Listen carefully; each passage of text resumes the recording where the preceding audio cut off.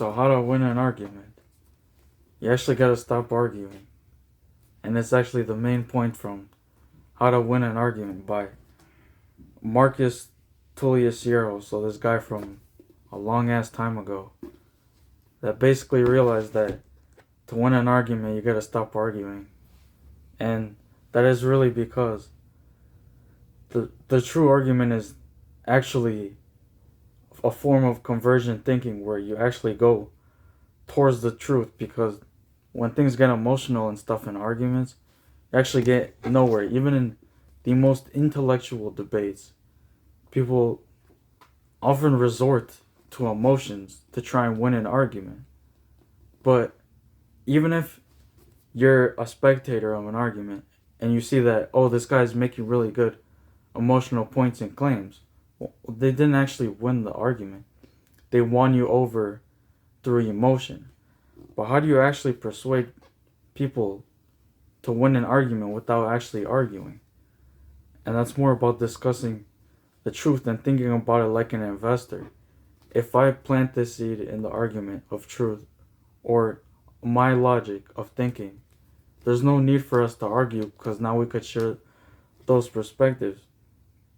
And that's why reading books like these are so amazing, because you could put different logics together without needing to argue with people. And what's actually crazy is the same points made in How to Win an Argument are made in The Intelligent Investor by Benjamin Graham.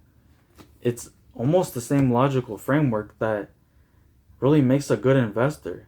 Is that just like a debater and a really good debater and a really good investor, is that they're not trying to win the audience over with an argument through emotional stuff.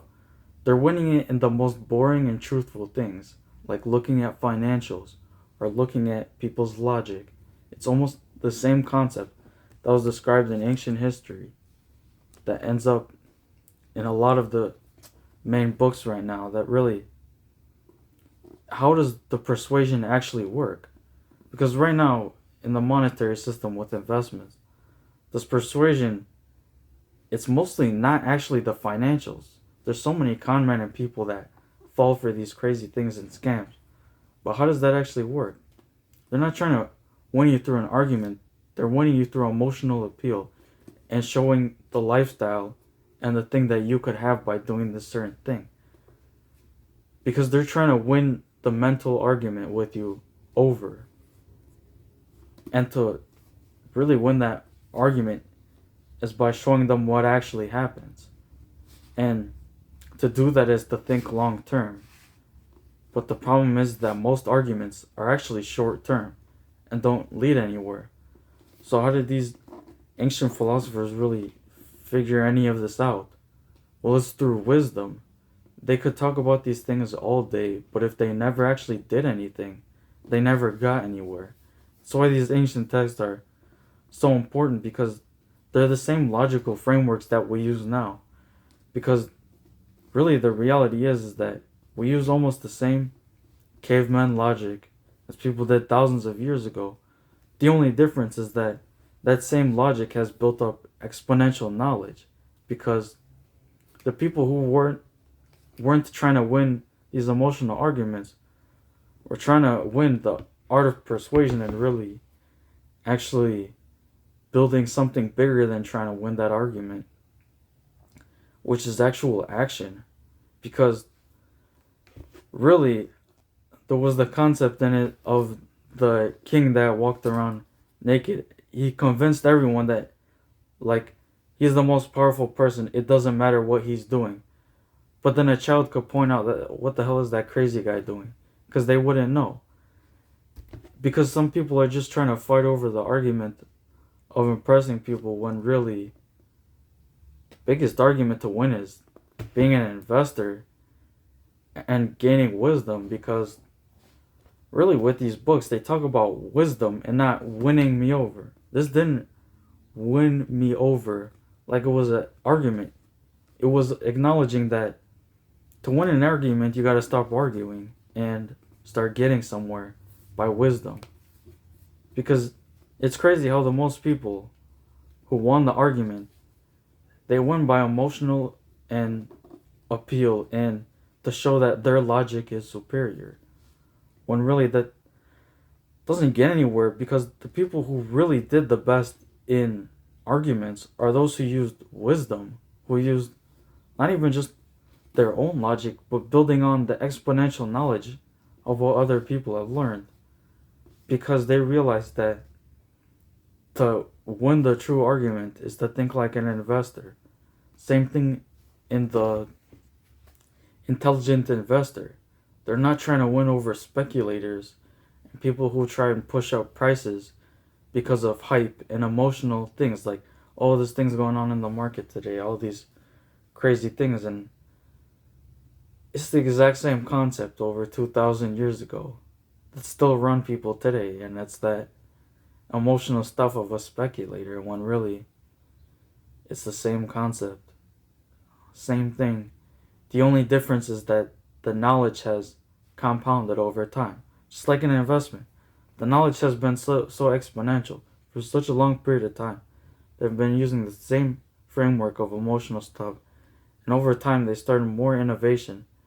And only in the past couple hundred years that innovation has been wild. And that's really because they went from less arguing over crazy politics and stuff and more into actually building stuff.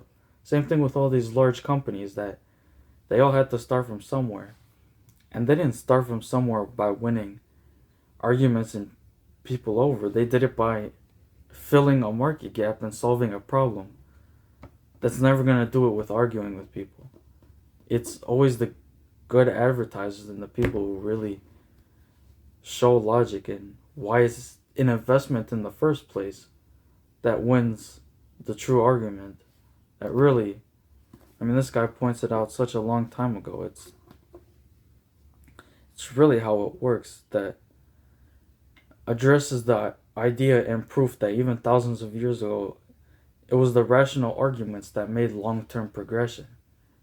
Because, I mean, it was almost a similar logical framework, yet it only uses basic knowledge. There's no complex additions of emotions and really steering away from the irrational. But it's funny how most people follow the irrational because it's more emotionally appealing. But when you really look deep down in the actual argument that really people need to be fighting more of, is not trying to win people over through emotion, but really logic and showing them the actual way of thinking like an investor that you're never going to get from the crazy stuff going on from a speculator.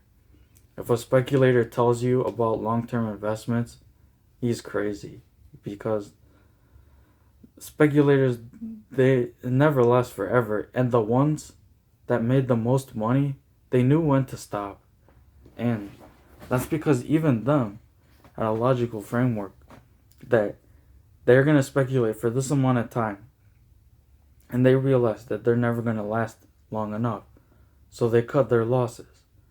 And then after that, they really started going into alternative investments and things that were actually there to preserve the money. Because you can get rich, but if you have no investments, no wealth or nothing, and you just keep spending the money, you're eventually going to end up with nothing, because you spent all that money trying to impress other people to win an argument that you should have never been arguing. That's why a lot of these pretty good companies that are doing amazing, especially with these luxury companies, they're doing the opposite of this. They're trying to win you over through emotional and irrational appeal. Through, I mean, a pretty modern concept of keeping up with the Joneses. It's the same concept, but like it was 2,000 years ago. It's winning an argument that you should have never been arguing. That it's cutting your losses too. Because if you're going to argue over the same thing, you won't get anywhere. And that's why How to Win an Argument is a good book, and it's unfortunate that many people my age don't even read books.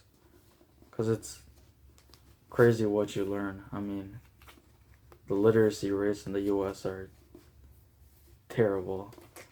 That's why emotional arguments have really been on the rise, especially with death and all these other things, because people don't realize how to actually win the argument is by choosing the right argument and cutting your losses. But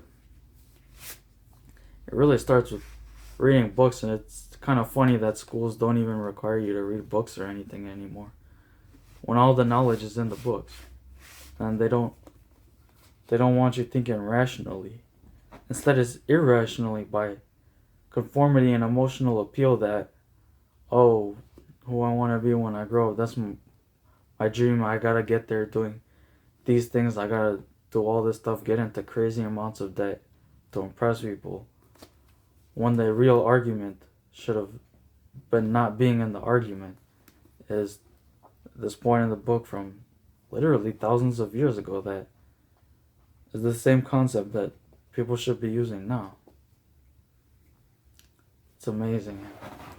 Really, I want to keep making more videos talking about stuff that I read in these books, because I think it is also important that some people should be the educators that read books for other people. And I got you, because I'm going to read these books for people and explain more concept like this. It took hours to read this, and I just told you the entire concept in 12 minutes. You really can't get that anywhere else. And especially if you don't want to waste your time. It's not really wasting your time learning these books, but in a busy life like this, how to win an argument in 12 minutes will save you more time than 3 hours reading a book.